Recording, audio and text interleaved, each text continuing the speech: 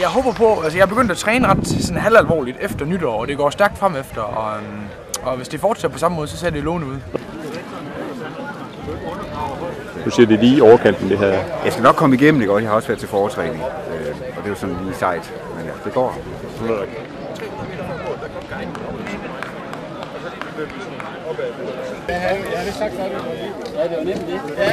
Hvad er det, du skal løbe der? Er det børneløbet, eller er det den 6 km rute? 10. Du skal løbe 10 km? Okay. Hvor hurtigt regner du med at kunne gøre det, Emil? 49. Så du er simpelthen ikke klar over, hvad du går ind til i dag? Det er på ingen måde. Ja, men så er der 10 minutter til starten på 2010, og udgaven af 1900 Tjekkerstafetten går i gang.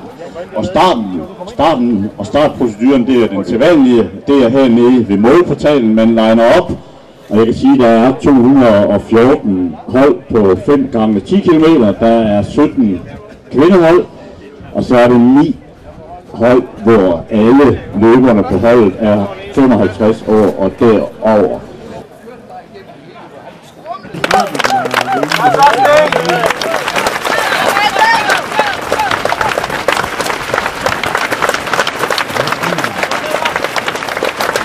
Altså, jeg har et par venner, der er meget aktive motionsløbere. Som siger, at man skal lægge i hvert fald sådan 3-4 minutter til her sikkert.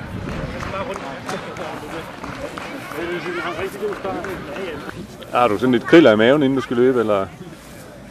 Ja, lidt.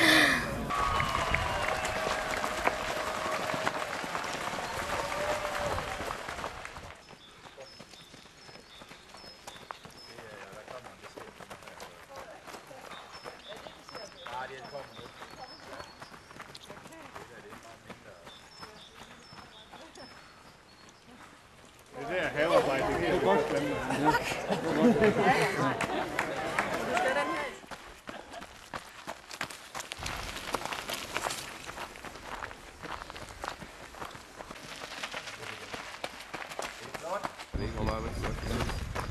Kom så. Ser godt ud, Per. Det er jo grupperingen, altså den er jo ikke ret meget af på ruten, der går lige ud. Det er jo stort set kun ud i Moesgaard, det går lige ud, altså selvfølgelig er det går op med det hele tiden. Aktiver den chip der. Den, der sætter bedst til det, han må være kampen. Jeg var lige om at se, hvor hurtigt. Jeg tager sgu ikke mere. Det kunne du ikke løbe. Det sidste her. Har du lagt en taktik for, hvordan du kommer igennem bakkerne? Jeg tror bare, jeg løber sådan roligt op ad bakken. Ikke alt for hurtigt. Nej.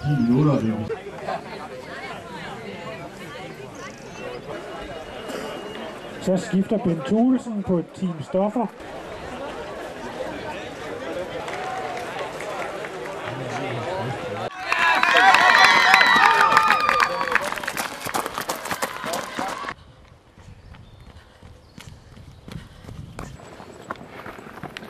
Børneruten, det er den vej.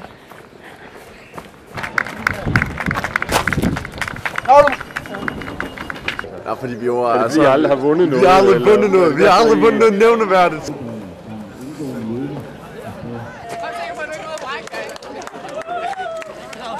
Hvordan regner du med, at du har det, når du har løbet de 10 km? Jeg er behageligt træt, men har det jo godt bagefter. Det har man.